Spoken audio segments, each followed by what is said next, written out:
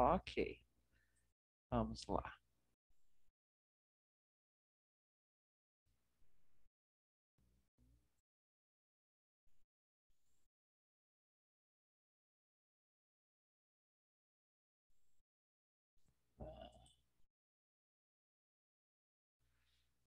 Ok, vamos lá. É, o Ano Novo Chinês, ele também é chamado de Festival da Primavera, tá? Então, talvez as pessoas estranhem um pouco, né? Porque nós ainda estamos aqui no Hemisfério Sul no verão, né? Por que que a gente está chamando, ou se chama essa festa de Festival da Primavera? É porque no Hemisfério Norte, essa festa ela começou há muito tempo atrás. E o que fica demarcado, né, vamos dizer assim, através dessa festa, é que o ápice do inverno já passou, tá? Então, ah, eles não seguem, os chineses, como vocês vão ver um pouco mais adiante, o calendário gregoriano da forma como nós seguimos. Então, eles dizem que a partir dessa grande festa, ainda virá mais um pequeno período de frio, mais um pequeno período de chuvas, e depois virá, de fato, o momento, provavelmente, da semeadura, tá? Porque e a gente vai discutir a respeito disso à medida que a gente for passando um pouquinho os slides, tá? Então, esse aqui é o primeiro, é a entrada. Então, como eu estava falando, festa da primavera é o Ano Novo Chinês, né? Calculado de acordo com o calendário tradicional. Ou seja, e essa parte é importante, ela é o Ano Novo e a primeira festa das 4 festas tradicionais da nacionalidade Han. Então, eu escrevi isso e depois eu fui pesquisar. Afinal de contas, o que que é nacionalidade Han? Han é a maior etnia que existe na China, né? Vamos dizer assim. E também é a maior etnia que existe no mundo, né? A grande maioria da população hoje que habita a China é de etnia Han, tá? Então, acaba sendo uma festa determinada por esse grupo étnico.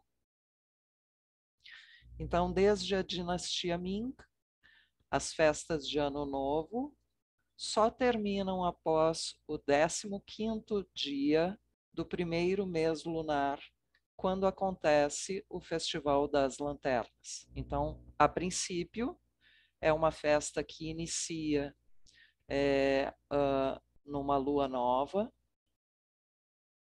e termina numa lua cheia, quando acontece o Festival das Lanternas. Tá? Então vamos ver isso aí.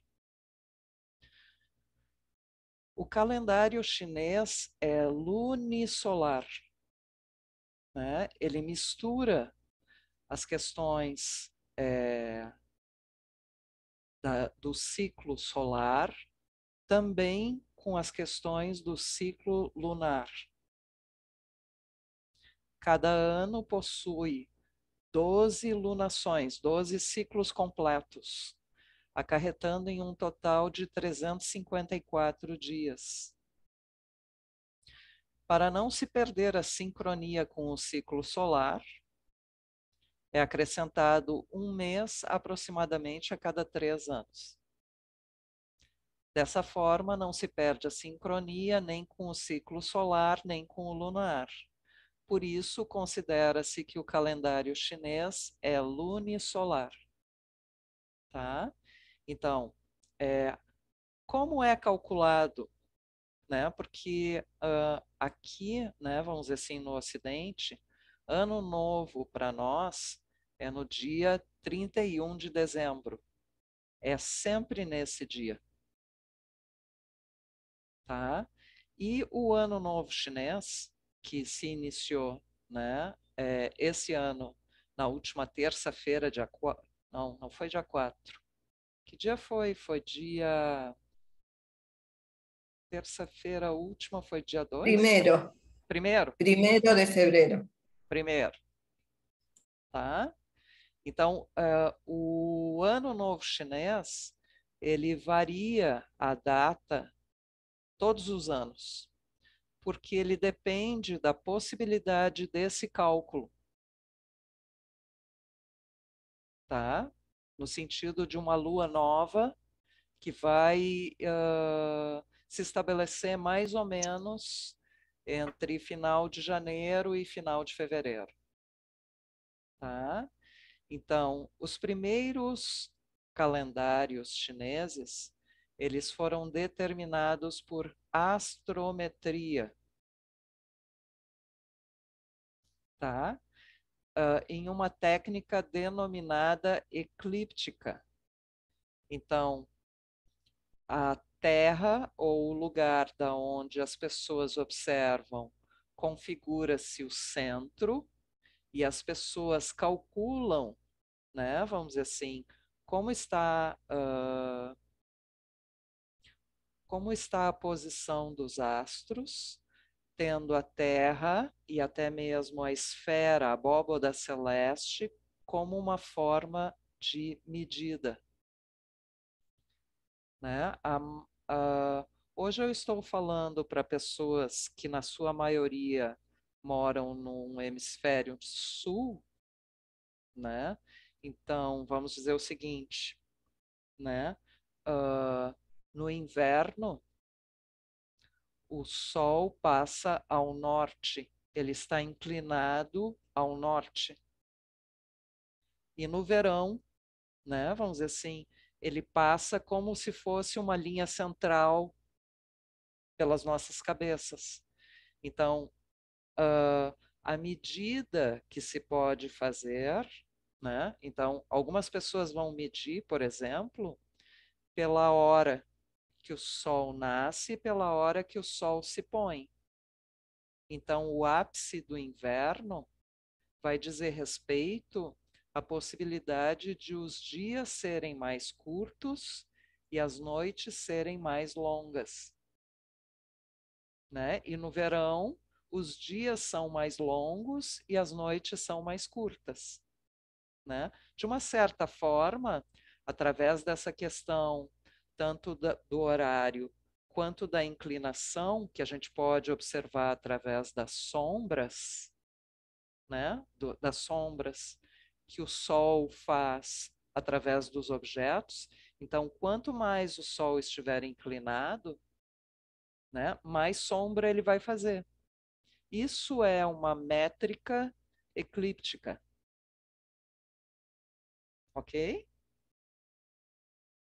Tá? Então, uma vez que o Sol tenha, e no caso dos chineses, né, essa inclinação estará ao sul, né? Então, quando as sombras forem maiores ao norte, é sinal que se está passando pelo ápice de inverno, ok?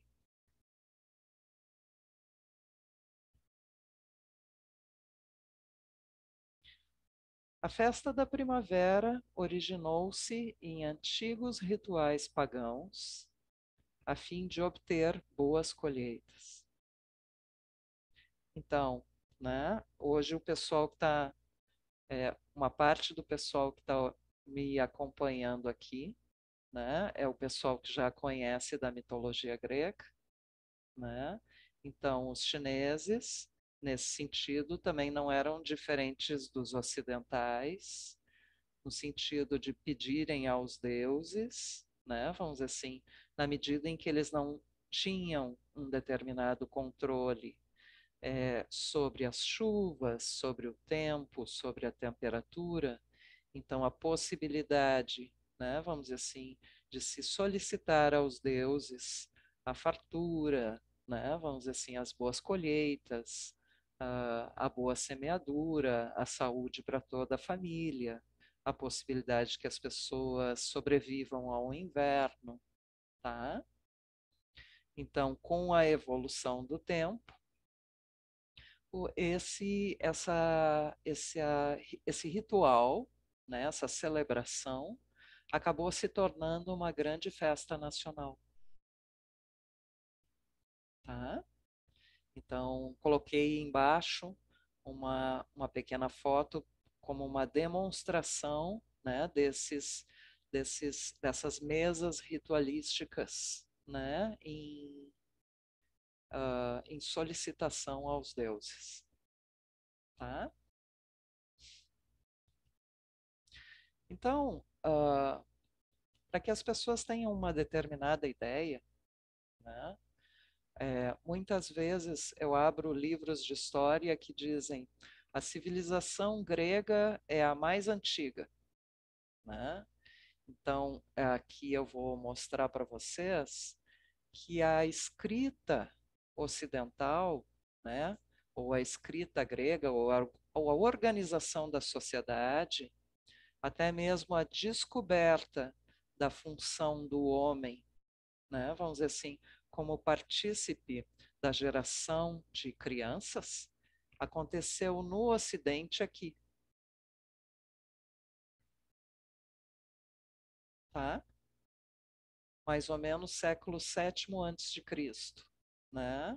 Os gregos, de uma certa maneira, eles têm registro histórico da sua história e eles já estavam fazendo, de uma certa forma, o registro da sua história pelo menos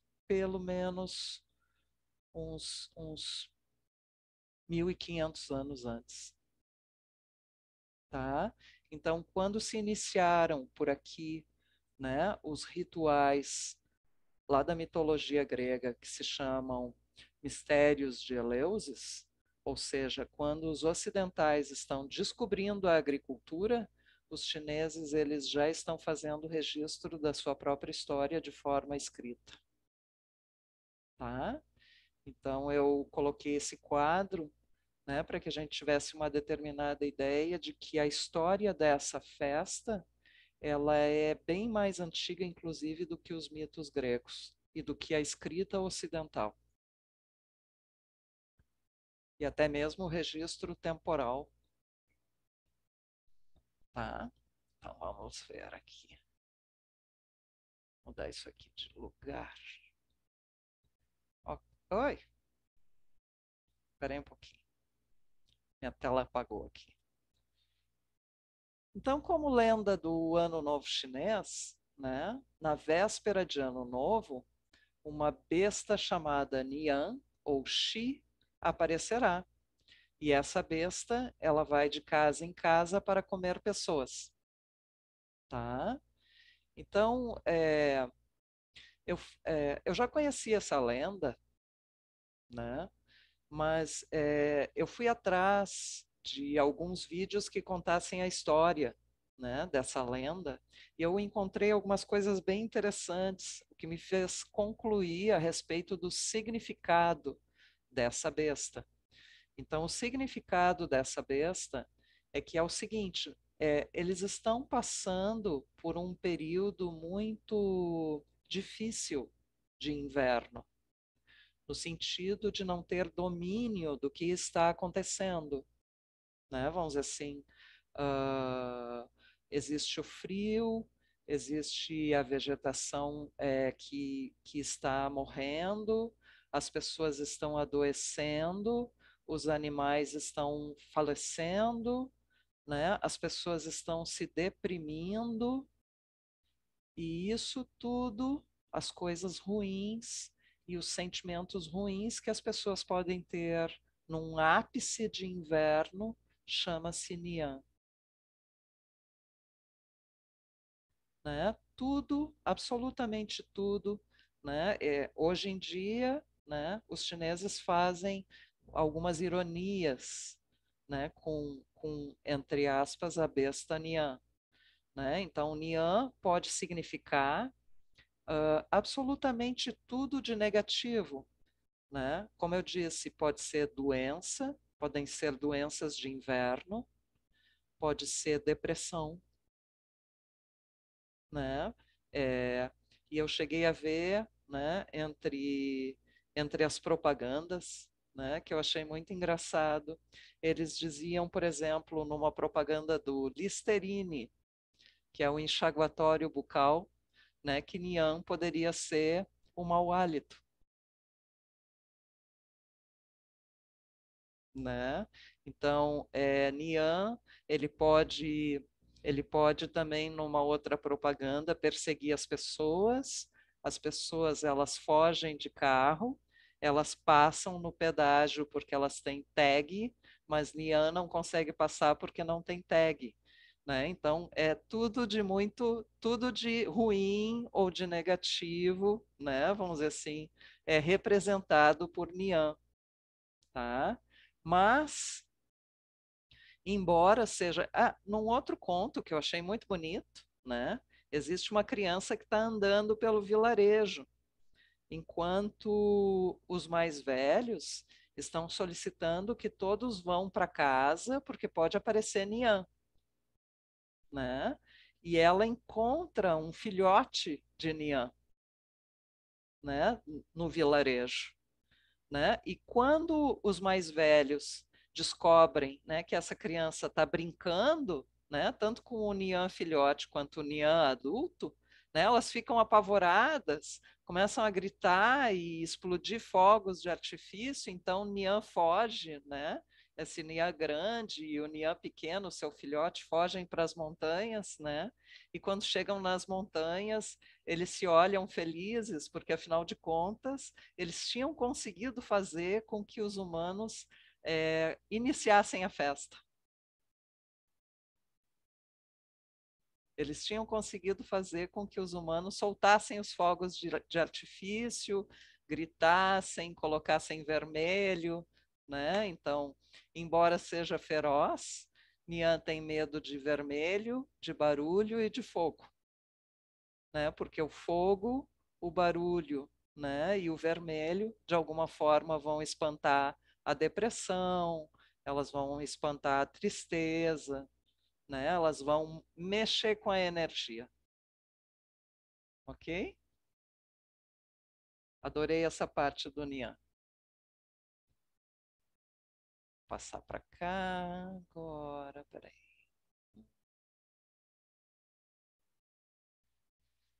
Então, vou passar um pouco para a história, né, dessa festa. Algumas pessoas acreditam que o Festival de Primavera, o Ano Novo Chinês, originou-se das atividades de adoração aos céus e aos ancestrais durante os períodos Yin e Shang, que são aproximadamente 1600 a.C. Tá? No período Zhou ocidental, iniciam-se as celebrações agrícolas nessas datas. Então já existe um, uma data específica, já existe a demarcação de data, e vocês veem que isso é uma festa, né, vamos dizer assim, bem agrícola e bem voltada para as questões agrícolas. Tá? Na dinastia Han, iniciou-se as formalidades de Ano Novo e começou a ter fogos de artifício. É, esses fogos de artifício, eles são feitos de bambu queimado, tá? Nesse período, o Festival da Primavera refere-se ao Lixum. Lixum é uma espécie de uma entidade, tá? Que é representada pelo verde, no sentido de eles estarem chamando as questões de verde, de novo, é, referentes às questões agrícolas, tá? O primeiro dos 24 termos solares.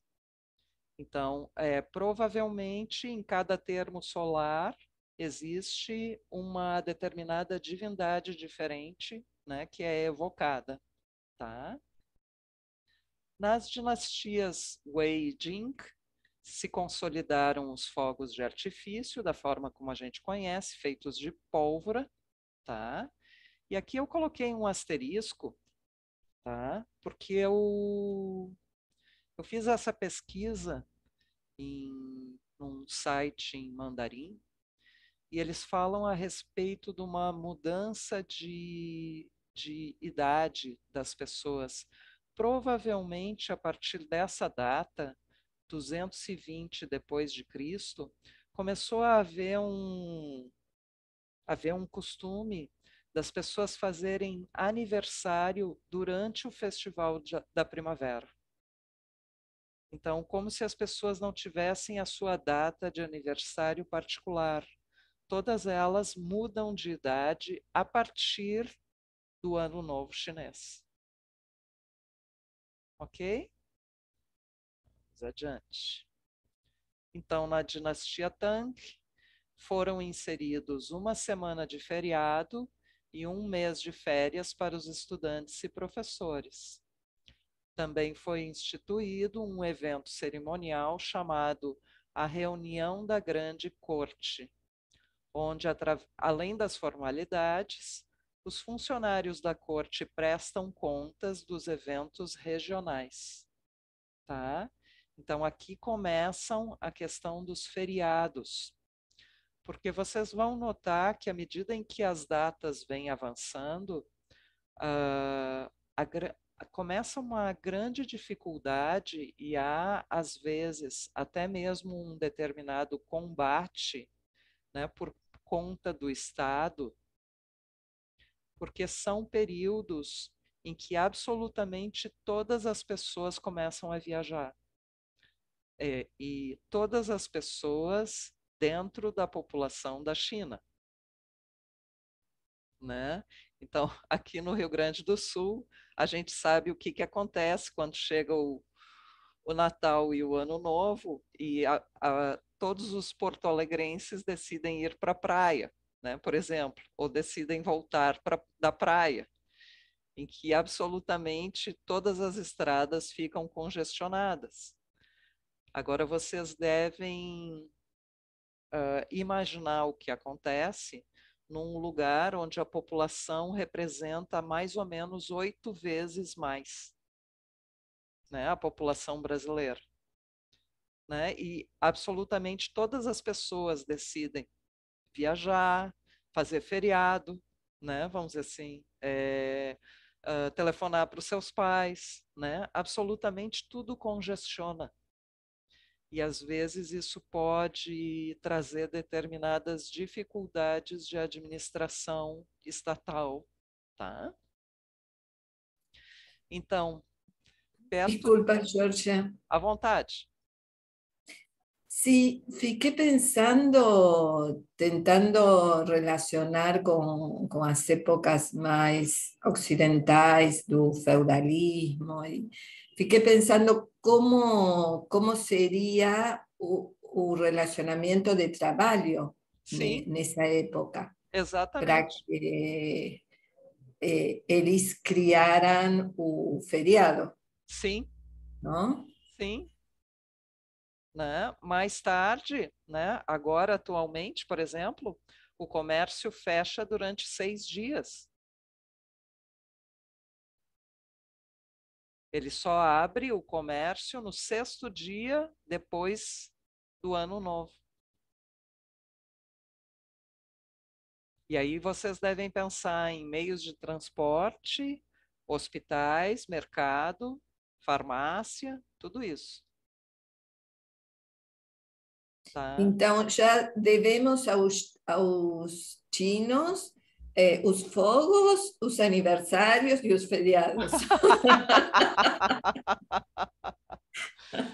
Tá.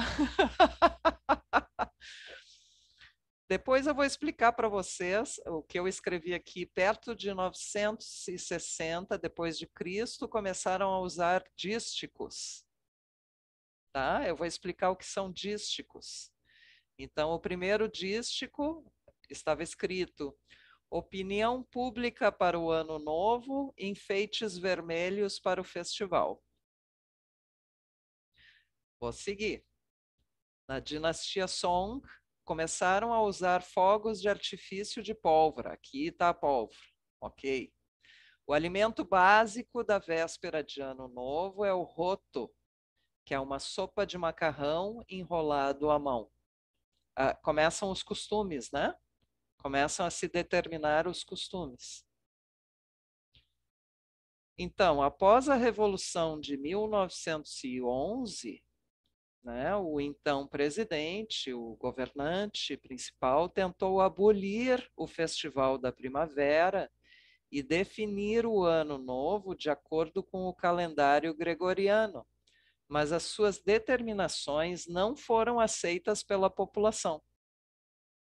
Tá? Aquilo já estava instituído de uma certa maneira, né, vamos dizer assim, 1911 até 1600 a.C., né? São 2.500 anos que as pessoas estão fazendo esse tipo de festa, né? E a pessoa tenta abolir e dizer, não, agora vai ser numa outra data, né? Os chineses não aceitaram, né? Então, a primeira sessão do Departamento de Assuntos Civis do Ministério de Assuntos Internos solicitou ao presidente que estabelecesse o Festival da Primavera, o Festival do Barco do Dragão, tá? Que é o Festival de Verão. Isso é Festival de Verão, tá? O Festival do Meio Outono, que é outono, e o Festival de Inverno, como os 4 festivais. As grandes festas, né, da cultura chinesa. Houveram outras tentativas de terminar com o Festival da Primavera. Em 7 de maio de 1928, o Ministério da Administração Interna da República da China solicitou ao governo nacional a abolição do calendário antigo, com a proibição dos feriados. Tá? Mas o pessoal continuava usando os calendários, de uma certa maneira, agrícolas. Tá? Não adianta tentar colocar o calendário gregoriano, eles vão fazendo paralelos entre um e outro. Em 1930, novamente, o governo nacional tentou abolir o calendário tradicional e os feriados. E houveram vários partidos e grupos sociais acusando o governo de tentar terminar com a cultura tradicional. Nessa época, grupos policiais tentaram manter o comércio aberto sob pena de multa e detenção. Mas em poucos dias, os comerciantes alegaram estar de portas fechadas por conta de reformas ou da obrigação de receber parentes. E aí eu escrevi o que estava escrito, que eu achei muito bonito. No final, o povo não honrou o Yang e o Ying o violou completamente.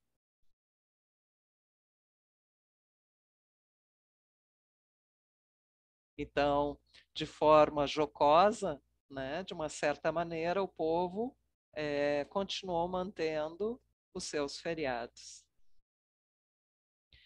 Durante a Revolução Cultural, o Conselho de Estado da República Popular da China emitiu um aviso exigindo que as massas mudassem os costumes e vivessem um festival da primavera revolucionário e militante.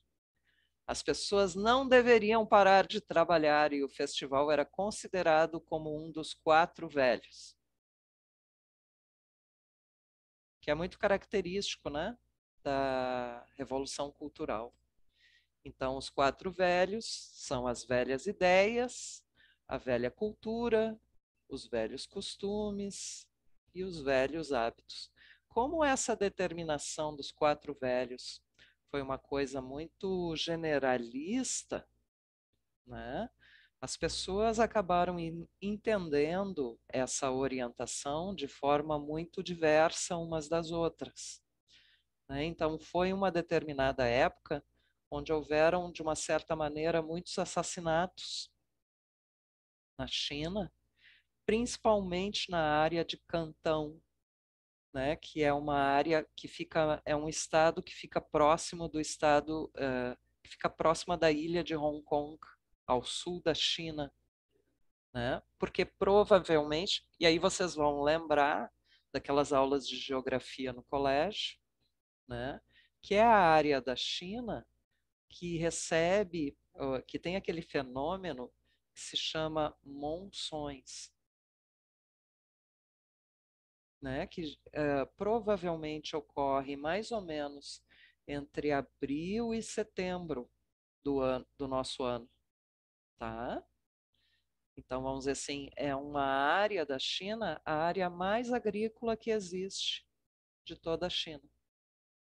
E provavelmente os lugares onde essas questões ligadas aos rituais, e principalmente os rituais agrícolas, eles são os mais fortes, tá? E os mais arraigados. Então, após a reforma e a abertura, os feriados do Festival de Primavera foram retomados, para a alegria de todos. Então, vamos falar um pouco dos costumes, tá? Eu acho essa parte muito engraçadinha, né? E o primeiro deles é o Hongbao, né? O Hongbao é o envelope vermelho.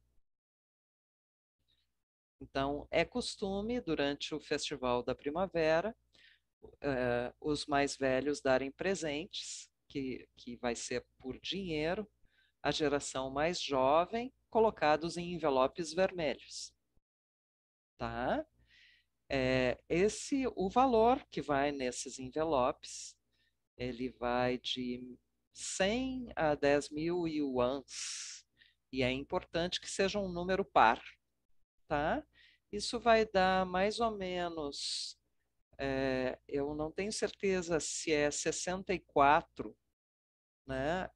Ou 84, de 84 a 8.400 reais, tá? Mais ou menos isso. É o valor mínimo e o valor máximo, tá? Então, é, eu coloquei aqui, lembrando, as questões ligadas a, entre aspas, a sorte. O número 8 possui uma pronúncia próxima, eles chamam de homofônica, de Fá, que significa sorte. E 6 é homofônico de deslizante, que também pode significar sorte. Então, se o total do dinheiro, né, no sentido do valor, ele puder ser próximo, né, se somar, né, todos os números que estiverem, por exemplo, 17, vamos ver, 170 yuans eu vou dar. 170 yuans, tá? Então, o melhor seria, por exemplo, 888 yuans. Ah, ótimo. 3 números 8. 3 números 8. Então, sorte, sorte, sorte. Muita sorte, né? Ou 666. Ou então, soma 170 yuan, 1 mais 7 mais 0 dá 8, né? O que não pode, ou não esqueça, né? O número 4 contém azar por ser homofônico de morte, né? Então, de preferência, os chineses evitam o número 4, tá? Por causa do som do número. É próximo ao som de morte para eles, na linguagem, ok?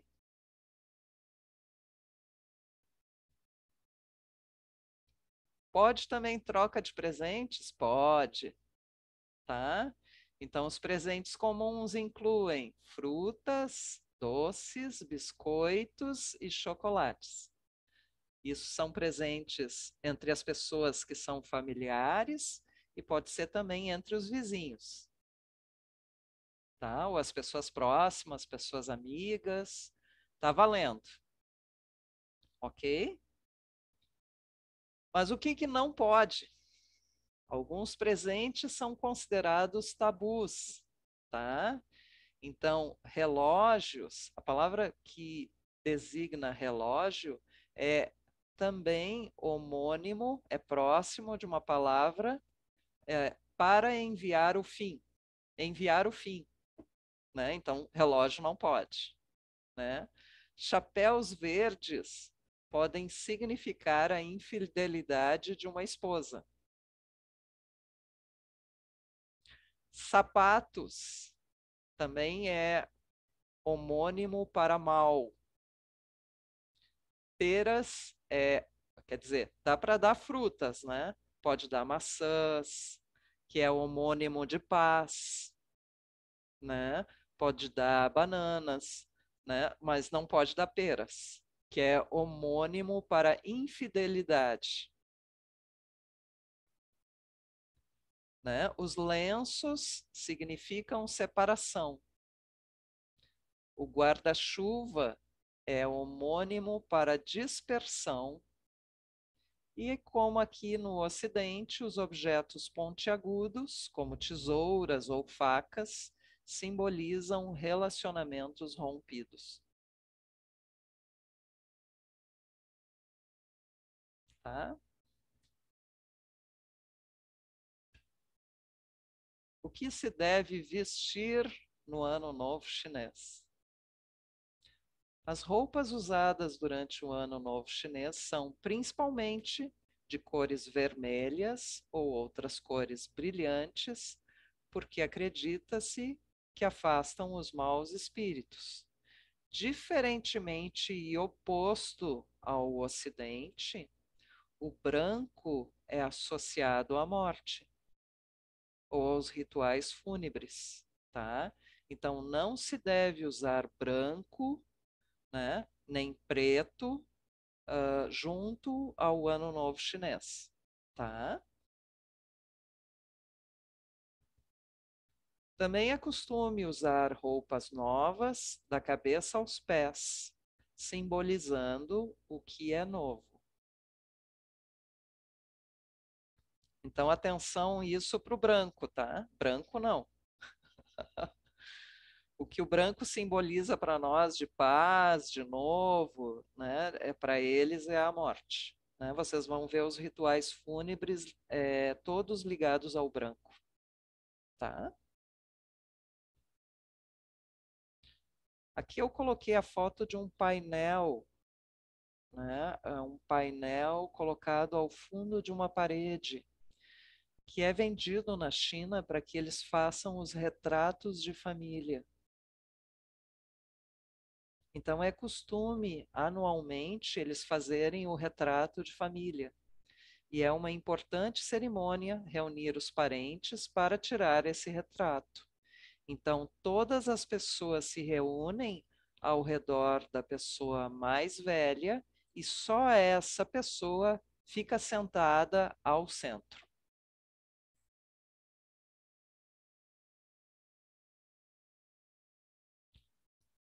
Como simbolizando, né, vamos dizer assim, o ancestral mais velho, a pessoa que dá origem, de uma certa maneira, àquela formação familiar. Tá?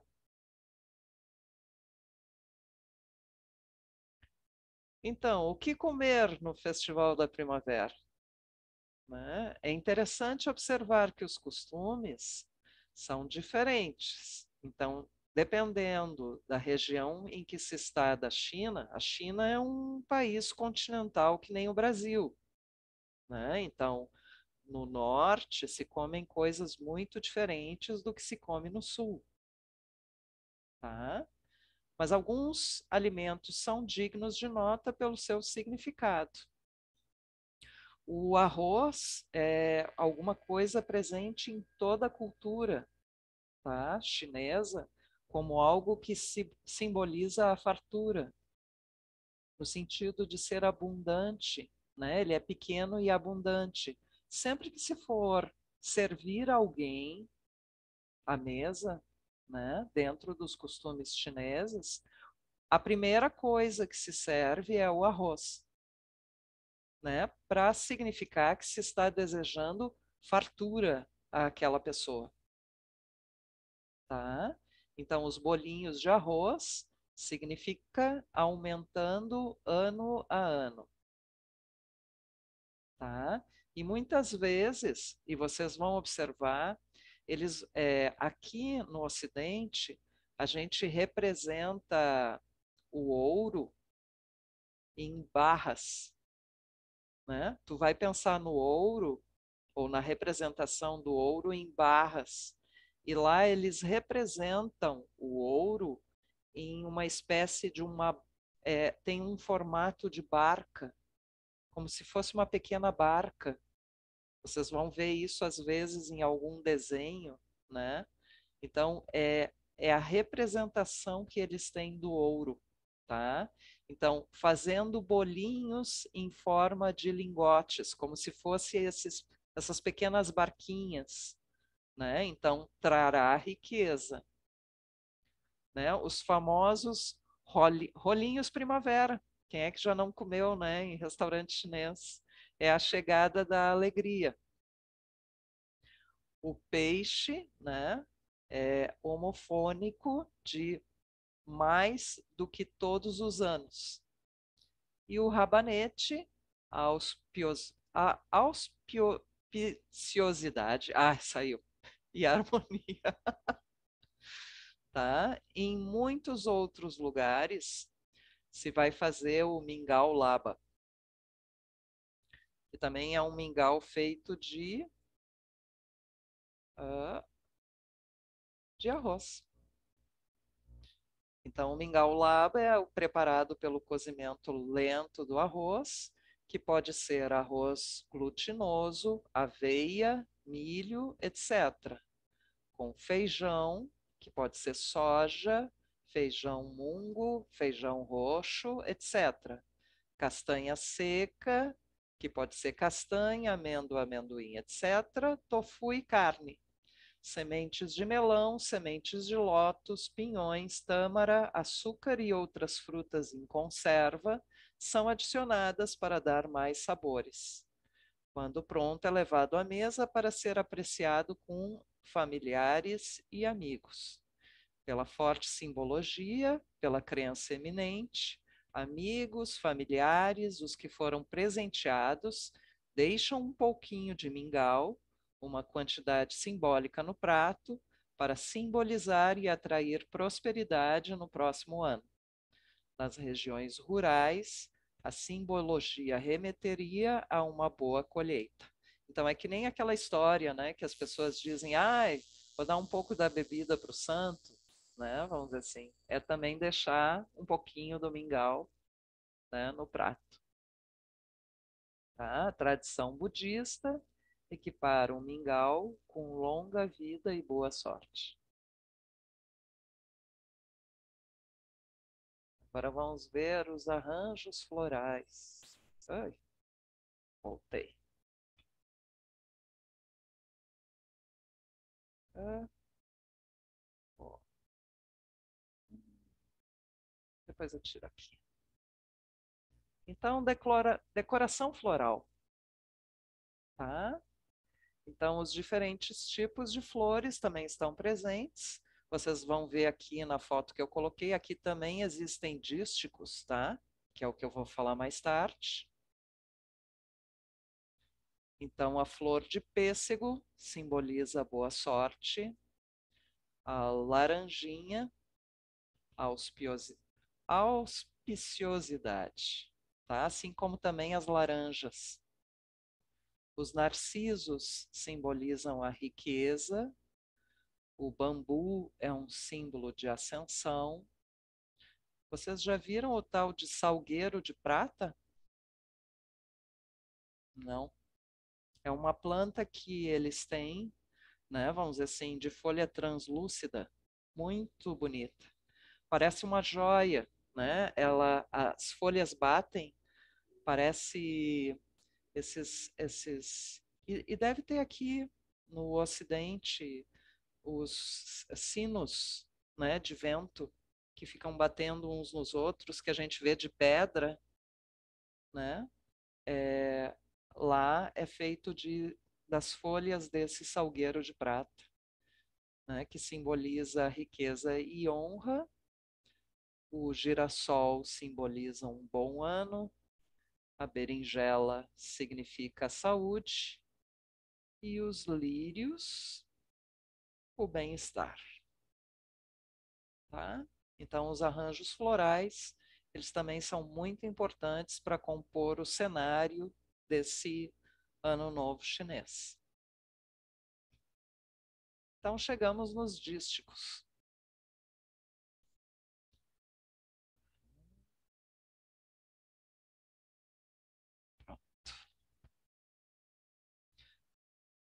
Existe uma forma específica de colocação dos dísticos, tá? Eu ainda não entendi a partir das letras, porque tem uma forma de colocar segundo as letras.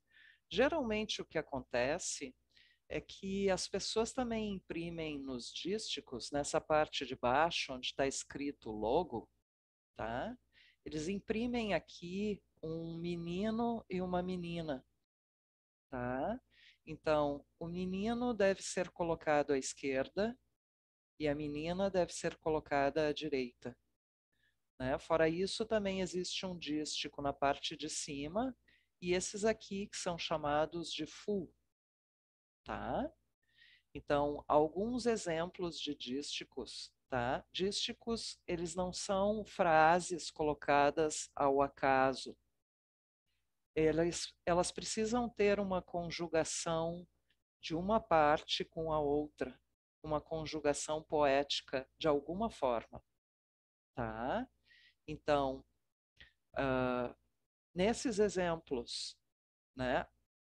Por exemplo, uma família em harmonia é uma família feliz. E no outro dístico está escrito: 4 estações com paz são 4 estações como primavera. Então, o que existe, entre aspas, de relação entre um dístico e outro é que existe uma repetição, né? Vamos dizer assim, no primeiro dístico, né? Então, uma família em harmonia é uma família feliz, e depois se falam em 4 estações e 4 estações. Ok? Então, existe uma determinada relação poética entre um dístico e outro. Vocês conseguem perceber? Tá claro? Mais ou menos? Vou para o outro exemplo. Primavera, verão, outono e inverno, terá boa sorte. Falou em 4 estações. Leste, sul, oeste, norte, encontrará nobres pessoas. Fala de 4 direções. Né? Então, o primeiro fala de 4 estações, o segundo fala de 4 direções. Né? E por aí existe, de uma certa maneira, ok? Por isso, os dísticos, né, eles precisam ser bem elaborados para que eles tenham esse sentido poético, né? No sentido, vocês vejam, né? Os dísticos, eles servem como determinados desejos de boa sorte, de coisas boas, né? Enunciados bons na frente da porta de casa.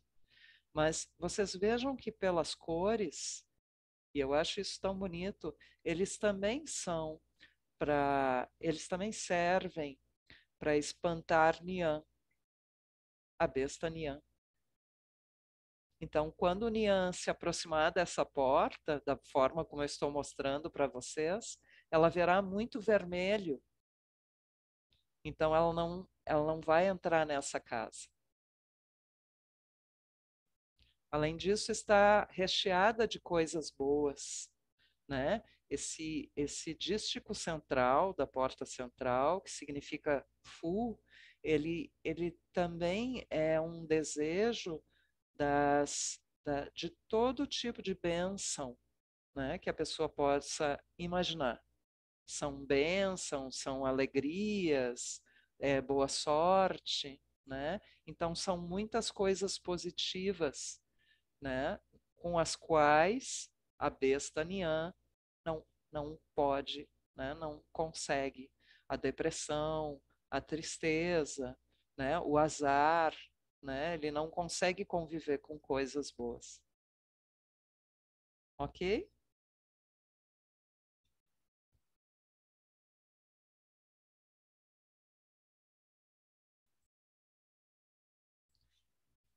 Então, nessas épocas de Ano Novo, a princípio, né, as lojas estarão apinhadas de faixas, né, com os dísticos, com os dizeres que vão trazer boas vibrações e boa sorte no ano que vai entrar. Mas além dessas frases que indicam prosperidade, sorte, saúde, como eu falei, existe o Fu, né, que é o ideograma que representa a felicidade e sorte, né? Então, no festival de primavera, os chineses gostam de colar esse ideograma em vários tamanhos pela casa, nas portas, paredes, janelas, com o objetivo de desejar uma vida feliz e um futuro próspero para a família. E isso é um dos costumes chineses antigos que perdura até os dias de hoje. Uma curiosidade interessante é que as pessoas também colam esse ideograma Fu de cabeça para baixo, indicando que a felicidade e a sorte chegam uma vez que de cabeça para baixo, né? E Dao Gua e chegar, Dao Da, tem pronúncias parecidas. Ok? Então, um dos costumes, né, que está ligado ao Ano Novo Chinês é a limpeza da casa que antecede, né, antes da virada, né? Por quê? Porque no primeiro dia de Ano Novo, essa são as questões de tabu, né? É proibido varrer a casa, porque pode varrer a sorte, tá? É proibido lavar o cabelo ou lavar as roupas, porque também vai lavar as coisas ruins, tá? Sempre tem que ser na véspera. E também não pode, né, no primeiro dia, acabar com o pote de arroz, porque seria equivalente ao acabar com a fartura, ok? Então, nós vamos ver agora os costumes que são esses 15 dias, tanto na área norte da China quanto na área sul.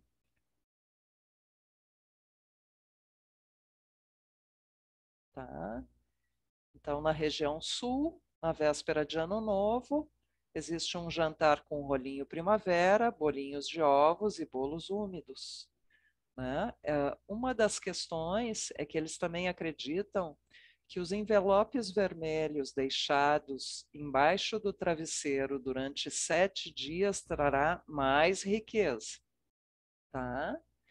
Então, o primeiro dia de Ano Novo, existem bolos de arroz e fogos de artifício. É o dia de cumprimentar a pessoa mais velha da família.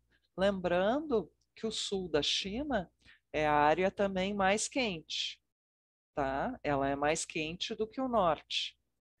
Então, o segundo dia é o dia de jantar dos empresários, com carne vermelha, que significa a terra e a mãe. O terceiro dia é de culto aos ancestrais, através de altares em casa. Eles não vão até o lugar onde as pessoas foram enterradas, tá? Em no Ano Novo. Os ancestrais, eles são lembrados através de tabuletas e altares em casa. E aí é que vai ser o culto aos ancestrais, e não no cemitério, tá? Depois vai ser o dia de visita dos familiares. Mais tarde, né, no quinto dia, vai ser a abertura do comércio com dança do leão e dança do dragão. O sexto dia, as pessoas retornam para a casa da mãe. No sétimo dia, há sacrifícios para Mêncios, que é o principal intérprete do confucionismo. O oitavo dia é o aniversário do imperador de Jade. E no 14º dia existe o Festival das Lanternas, que equivale a espantar o deus da peste. Já na região norte, que é a região mais fria, isso a gente também deve levar em consideração, tá? Então, a véspera é o dia de preparação e jantar de festa. Todos os ingredientes devem ser cortados nesse dia, porque no dia seguinte, que é no dia de Ano Novo, não se usam facas, não se deve cortar nada, tá? Então, o dia de Ano Novo é o dia de cumprimentos, porém os idosos não saem de casa. Por quê? Porque ainda é inverno, né? E a parte norte é muito fria, então eles não podem sair. Né? O segundo dia são dias de visitas de família. O terceiro dia é dia de ir ao túmulo dos ancestrais, mas pessoas com sobrenomes estrangeiros não podem participar dos rituais. Tá? Depois, as mulheres casadas vão cumprimentar os seus pais, né? E o quinto dia é o dia do submundo, né? Nesse dia pode varrer a casa e soltar fogos de artifício, porque se está tirando as coisas ruins, né? Deve-se preparar o ambiente para expulsar a pobreza e receber as divindades da riqueza, né? Depois é o dia de abertura do comércio, então no sul é no quinto dia, no norte é no sexto dia, tá? Danças folclóricas e pernas de pau, as alegorias de pernas de pau, tá? Depois vem o Festival de Vida na Terra e o 10º dia oferecendo sacrifícios às estrelas. Então, vou explicar um pouco, vou passar um pouco sobre a dança do dragão e dança do leão, que acontece principalmente no sul da China, no dia de abertura de comércio, tá? Então, estão presentes no sexto dia de Ano Novo, dia que também o comércio é aberto. De uma forma geral, representam boas energias, sorte e prosperidade.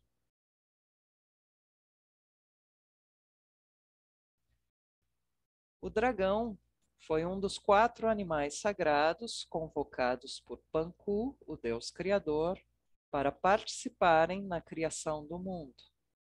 É enormemente diferente do ocidental, sendo um misto de vários animais míticos, tá?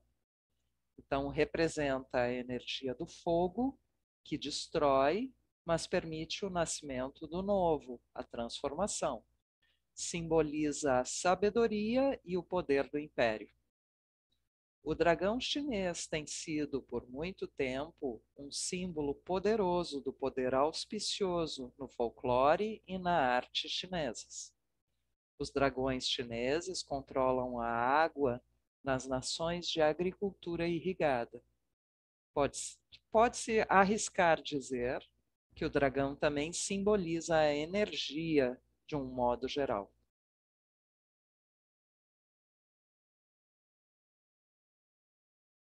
Então, aqui um pouquinho da anatomia do dragão, tá? Ele tem uma cabeça de camelo, bigodes de carpa, chifres de veado, olhos de coelho, orelhas de búfalo, pescoço de serpente, barriga de ameijoa. Que é ameijoa, Jorge? São aquelas espécies de bichinhos que vivem em conchas, tá? Como se fosse a casca da concha. Então, alguém lembra o nome? Fugiu agora. Então, patas de tigre e garras de águia. Ok? Então, tipos mais comuns de dragão. Tá? Eu vou passar um pouquinho de vídeo para vocês verem essa festa de perto, tá? Então, o primeiro deles, o dragão tradicional ou de parada, tá? Como é que é esse dragão? Esse dragão tradicional, ele tem uma cabeça gigantesca e artística. Ele é feito por um artista local, tá? Essa cabeça é toda feita de uma armação de bambu recoberta com papel de arroz e ricamente pintada e ornamentada, tá? E o corpo dele, ele comporta todos os integrantes da comunidade que esse dragão de alguma forma reúne. Então, eu vou passar para vocês um vídeo, tá? A respeito de uma festa de rua de Ano Novo Chinês em Hong Kong, onde eles fizeram uma parada de dragões, desse tipo de dragões. E o que é importante, né, vamos dizer assim, a gente conseguir observar, né, em primeiro lugar, o número de dragões, eles aparecem um a um, tá? E o número de pessoas que vão no corpo do dragão, porque é um número variado, tá? E eu peço só que vocês tenham paciência, porque agora essa parte dos vídeos ela é longa, porque ela é bem demonstrativa do tipo de festa, ok? Vamos lá então.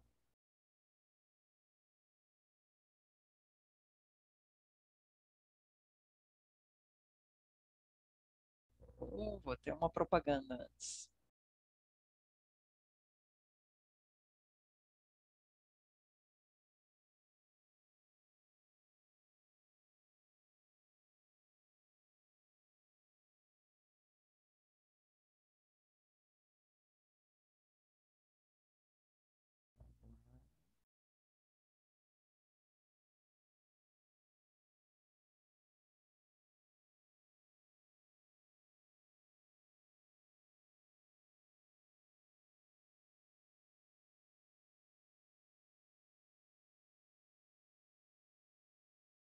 Fui eu que botei esses risquinhos vermelhos, gente?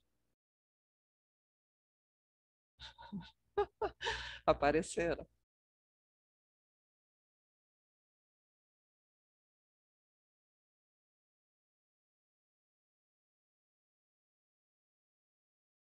É.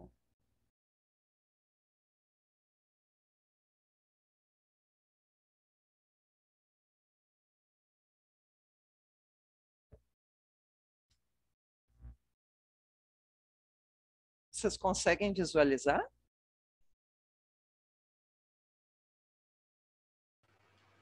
Sim. Ah, joia.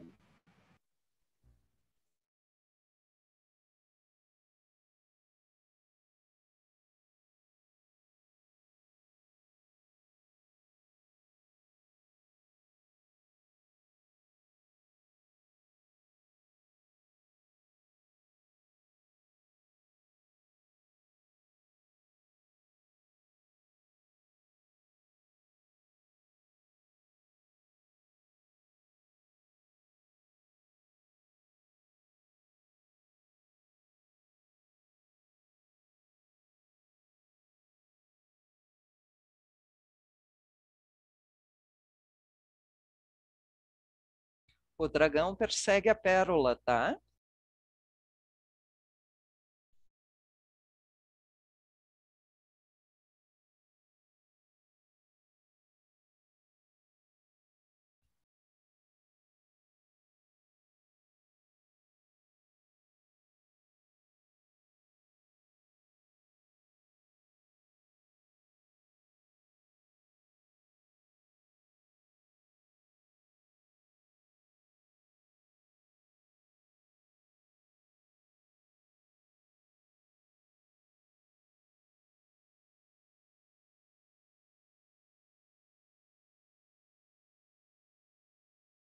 E é a manobra principal desse tipo de dragão é enrolar-se, tá? Que é o que eles estão fazendo agora.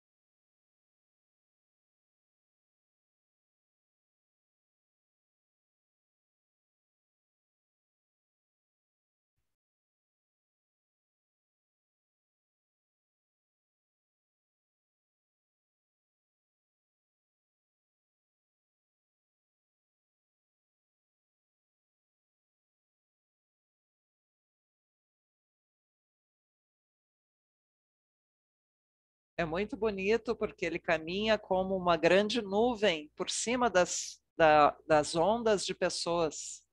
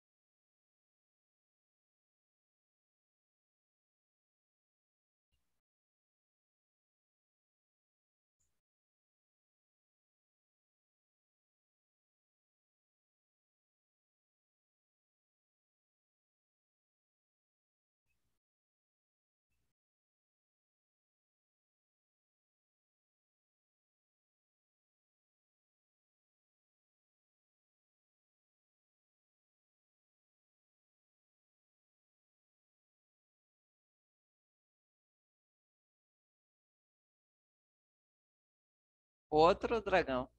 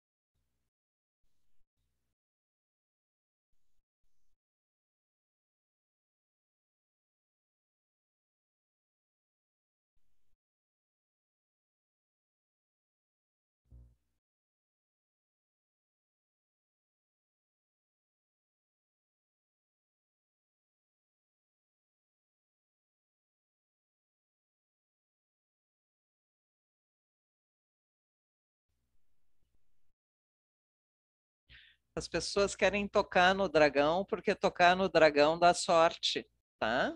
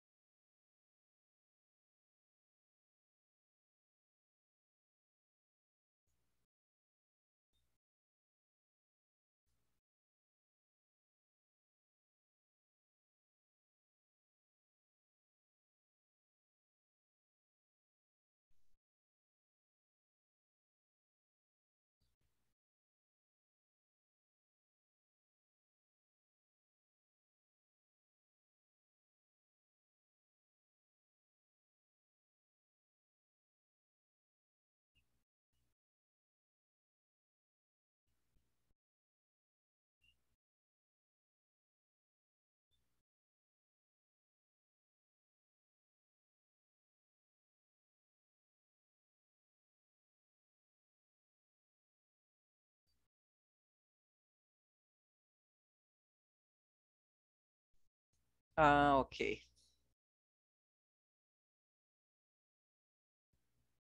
Para aqui. Uhum. Vamos ver. Retornar. Vou retornar aqui. Vamos abrir aqui de novo.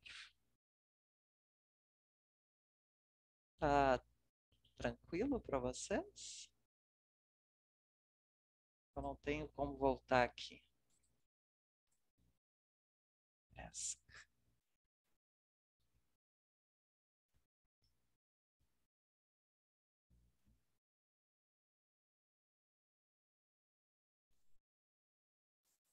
Espera aí um pouquinho, vou retornar aqui.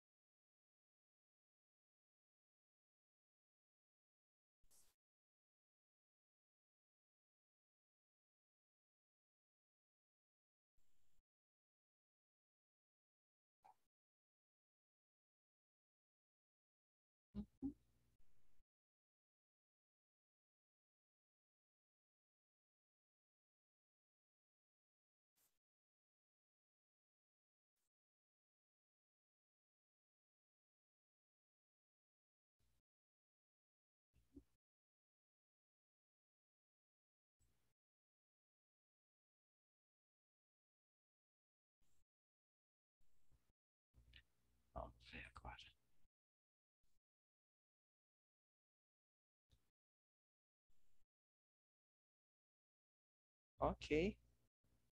Gostaram? Impressionante. Sì, Ok. Giorgia. Ah, ótimo. Vamos ver ainda mais dois tipos de dragão, tá? Então, vamos ver um pouquinho o dragão chinês ou performático, tá? E a Esse... pérola, o que significa que ele vai atrás, Jorge? Oi? A pérola, A ele pérola. vai atrás. Ele vai atrás. Ah, mas o que significa a pérola? Ah, boa pergunta. De uma certa maneira, é a perseguição de alguma coisa preciosa, Isso, né? Porque a pérola, vocês sabem, ela é o produto de uma irritação de uma ostra. A ostra engole, né, alguma coisa que lhe fere, lhe irrita, e ela produz alguma coisa em volta desse grãozinho de areia, né, para se proteger. Isso é a pérola. A pérola é um dos grandes produtos de cultivo chinês. Eles cultivam muita pérola de água doce, que é até mesmo diferente das pérolas de água salgada. Então, através dos chineses, eu tive a oportunidade de conhecer, né, não apenas o que é comum aqui no Brasil, as pérolas brancas, mas eles também têm pérolas cor-de-rosa, pérolas roxas, pérolas negras, né? Vamos dizer assim, e nem todas necessariamente são como a gente conhece também aqui, aquelas perfeitamente redondinhas, né? E eles têm de tudo que é tamanho, em milimetragem, né? Então, perseguir a pérola, creio que existe um determinado momento que se entende que o dragão cospe a pérola. Ele cospe a pérola e depois ele a persegue, provavelmente no intuito de engoli-la novamente. Tá? Eu vou mostrar agora um dragão chinês performático, tá? Esse é um dos mais comuns, vocês vão ver mais frequentemente, né? Característica, a cabeça ela tem um tamanho adulto ou infantil e um corpo que comporta de 3 a 23 pessoas, já é limitado. Diferente desse dragão de parada, que vocês viram que ele tem comporta um número de pessoas que pode ser ilimitado, né? Mas principalmente esse dragão performático de competição, que é o que vocês vão ver, ele tem um número de 9 pessoas. Vou mostrar aqui.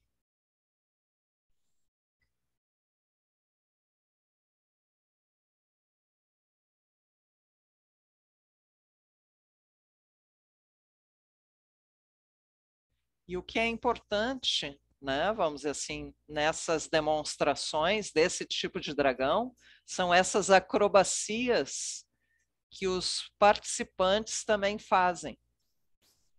Isso também conta, além do movimento do próprio dragão.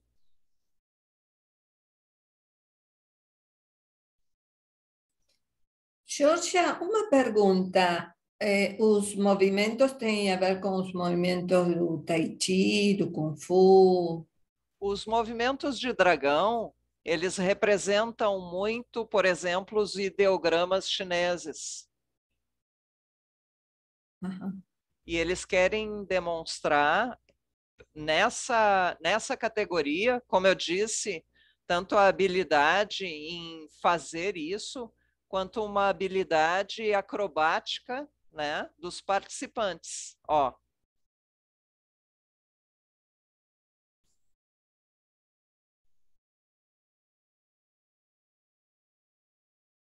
um barco, ó.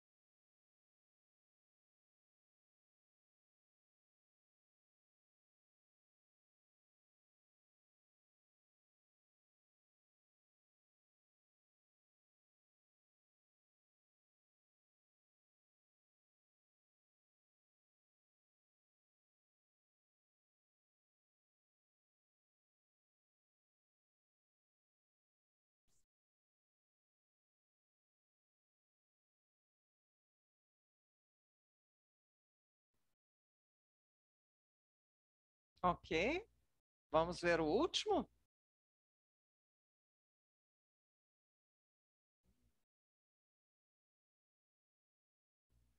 Por último, eu quero mostrar para vocês o dragão malasiano de competição, alguma produção mais moderna, tá?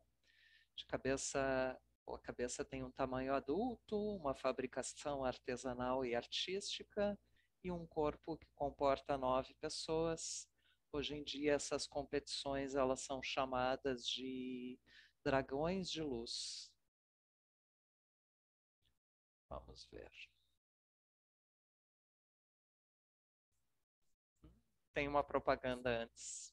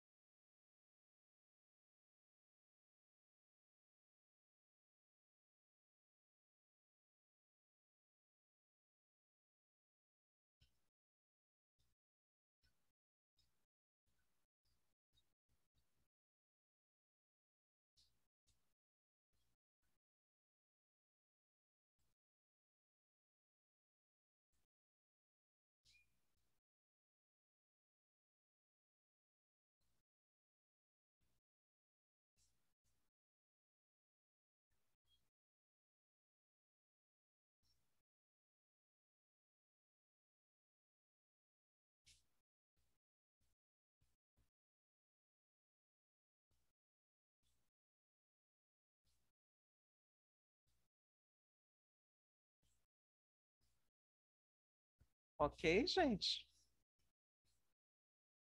Essa aqui vai ser muito longa. Vou voltar aqui. Vou adiante.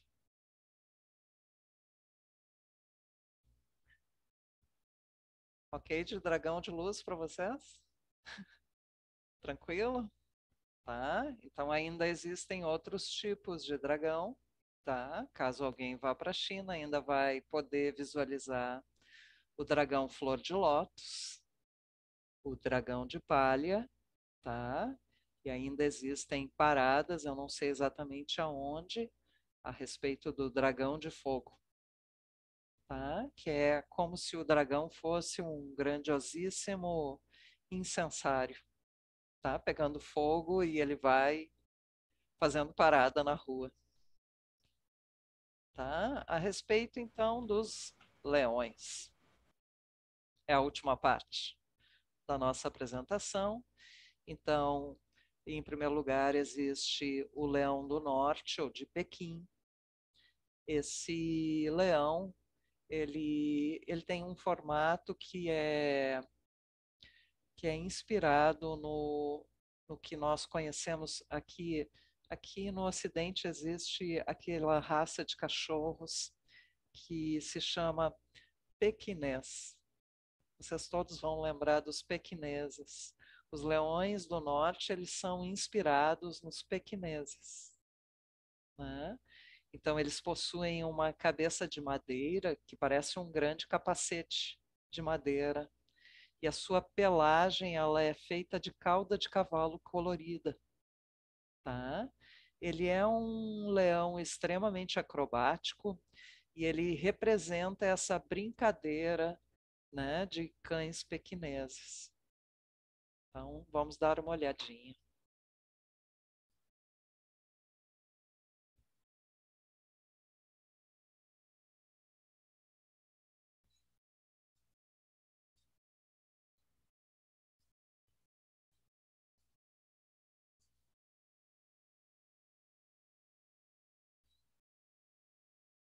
O que tem a fita vermelha é o leão macho e o de fita verde é a leoa fêmea.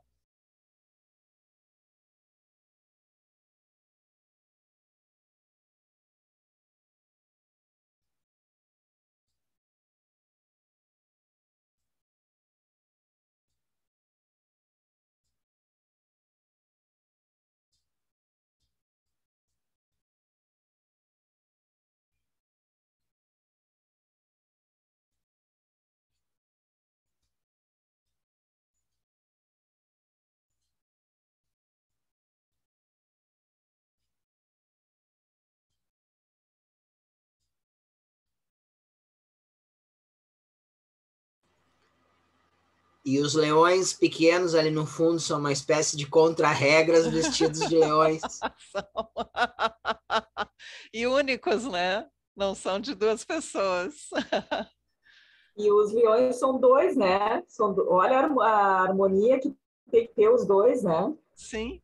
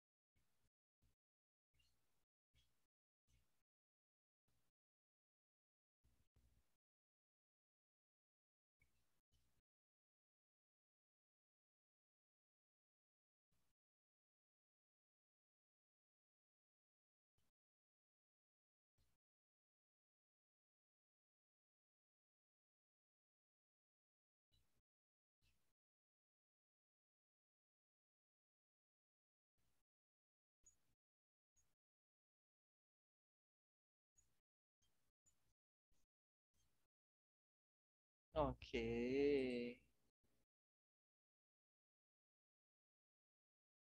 Então vamos para os leões do sul, tá? E eu quero lembrar, né, como eu falei para vocês, que o sul da China é aquele lugar onde acontecem as monções, né? Então, de uma certa maneira, são os lugares mais ritualísticos, né, por causa da própria questão da agricultura. Então, os leões do sul, né, eles se dividem em leões Futsan e leões Roxan. Esses Futsan, eles surgiram nas escolas de artes marciais e os leões, eles foram inspirados principalmente na ópera de Cantão. A estrutura da cabeça é feita de bambu, revestida de papel de arroz, ricamente pintada, tá? Então, o que esse leão Futsan ele vai demonstrar, principalmente, é a questão da sua habilidade marcial, tá? Então, vamos ao vídeo demonstrativo.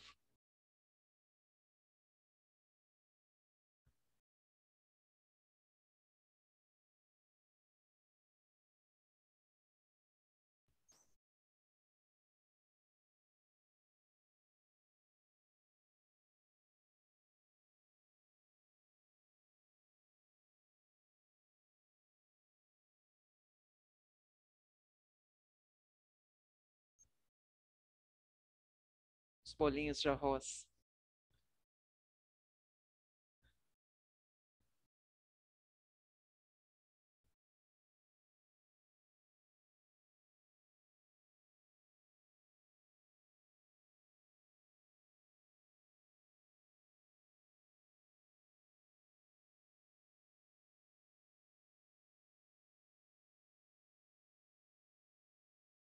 A estrutura de bambu, ó. O papel de arroz.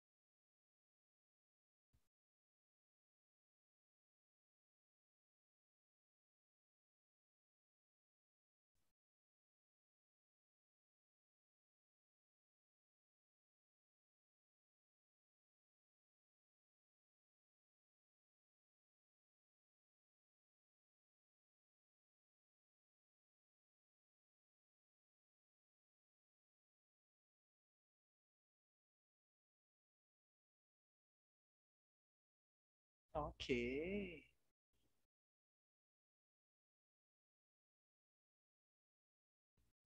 Por último, nós vamos ver uma apresentação de Roxanne, tá? Essa apresentação ela é ritualística, tá? Ela diz respeito à abertura de um novo comércio. Então, o que que acontece, né? Os leões eles vão estar na parte de fora da empresa, e eles vão entregar laranjas, principalmente para os proprietários da empresa, como um sinal de auspiciosidade, de riqueza, tá? Então, o que acontece é que eles não podem entregar essas laranjas com a pessoa que carrega a cabeça. Ela não pode pegar a laranja e entregar para a pessoa, né? Porque senão o leão vai ficar com uma língua que tem uma mão assim para fora. Não, não pode, fica que nem um ET. Então, de que forma, né, ele vai entregar? Vamos ver.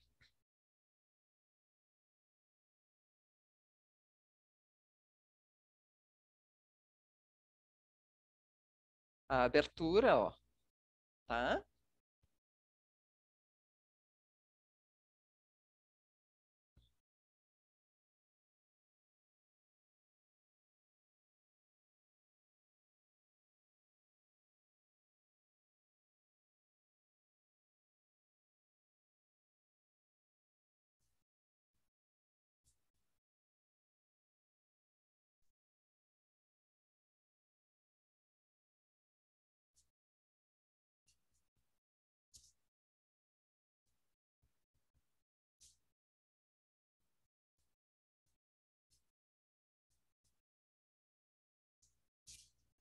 O comprimento.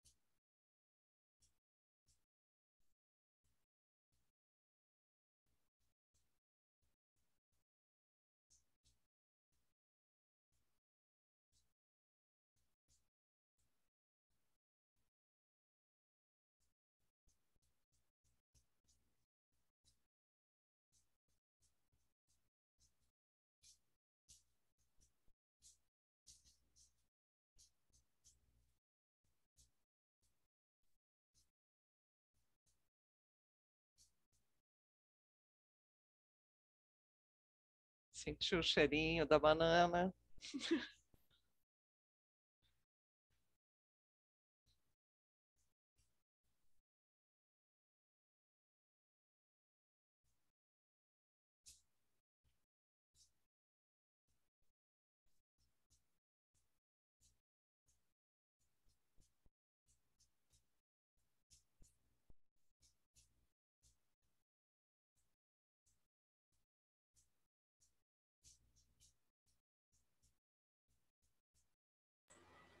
Jorge, já posso dar uma explicação breve?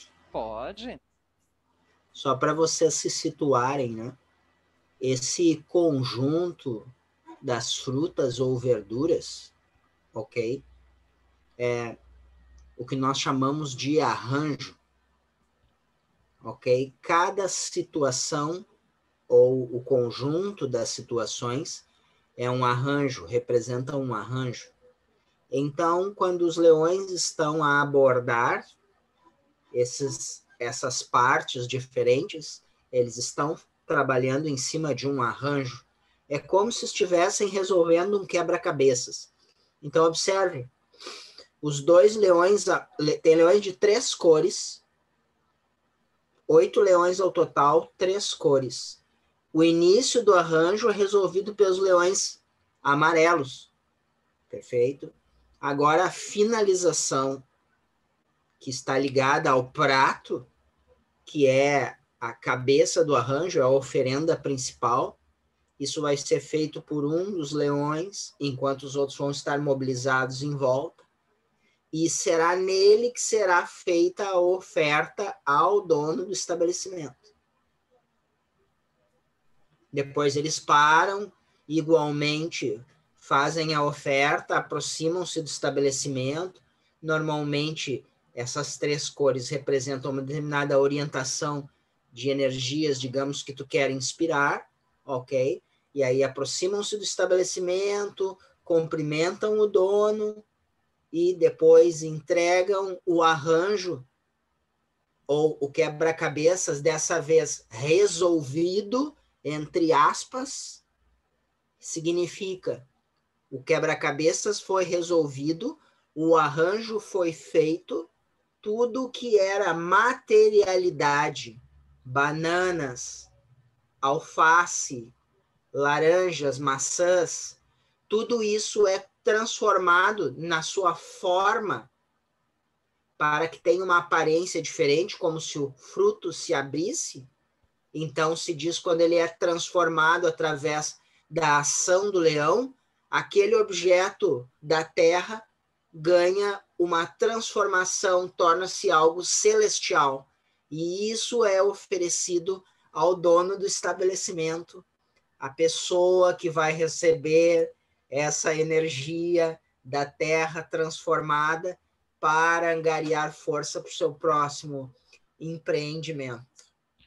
Aí eles já estão servindo, ó, tá abençoando a dona. E estão já oferecendo as laranjas que eles pegaram.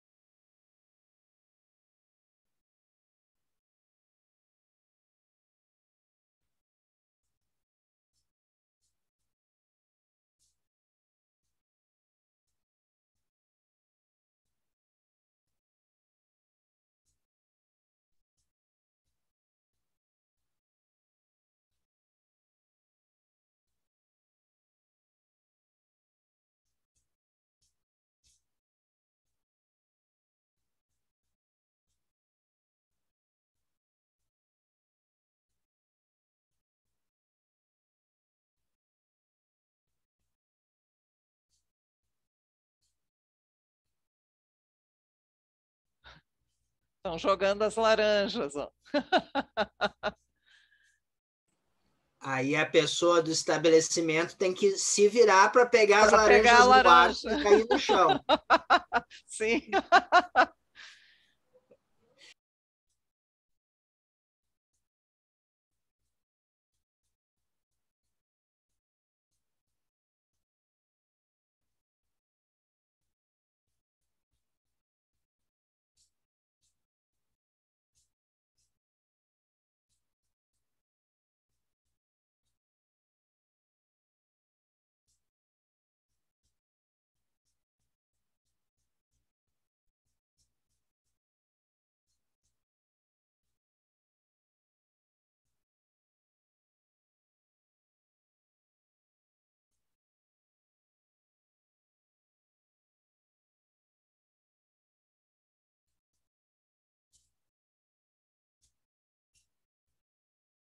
Tá pronto.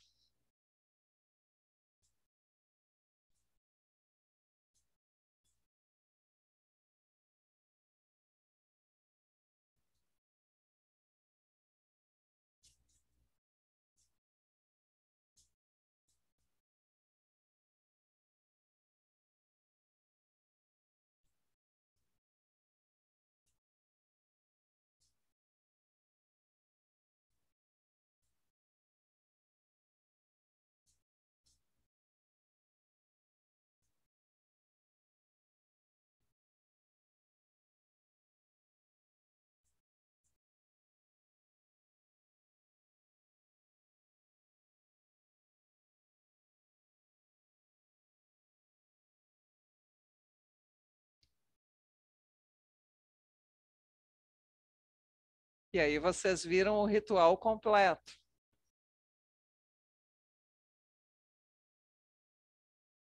E a foto tradicional. Ela é rodeada de energias e de leões.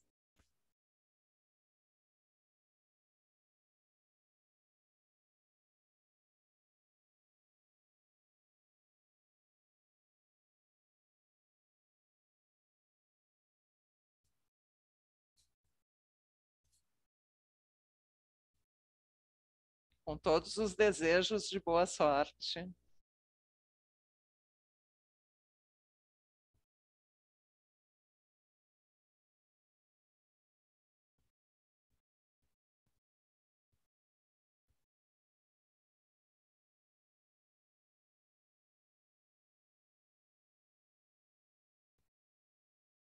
Sorriam.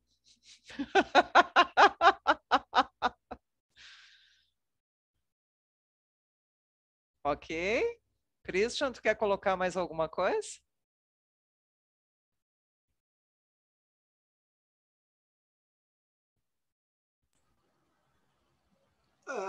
Resolvido o arranjo, olha para a foto, recebe o banner, recebe os votos. Está super rodeada da energia positiva dos leões. Aí aparecem as outras pessoas para tirar fotografia.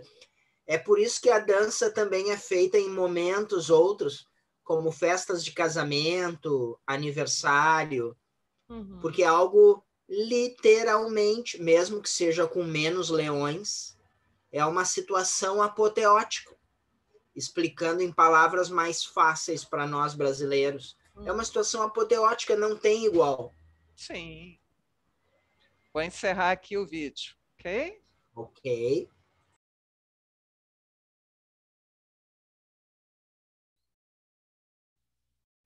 Então, observamos que os leões do sul possuem um objetivo, né, que eles contam uma história ou executam um ritual. Então, sempre lembrando que o gongo representa o coração, os pratos representam a emoção e o tambor, ele representa o rugido do leão. E, por fim, que a execução de rituais é muito importante para garantir o sucesso e a prosperidade dos negócios no ano novo que se inicia com o Festival de Primavera. Outros tipos de leão, tá? Aqui à direita, né? 2 tipos de leões japoneses, um leão taiwanês, né? E o leão das neves do Tibete, né? Que de uma certa maneira simbolizam alguma coisa bastante semelhante, tá? Eu espero que tenham gostado e sintam-se à vontade para compartilhar, né? Mais tarde essa apresentação vai virar um vídeo para todos nós. Eu vou finalizar aqui a nossa gravação e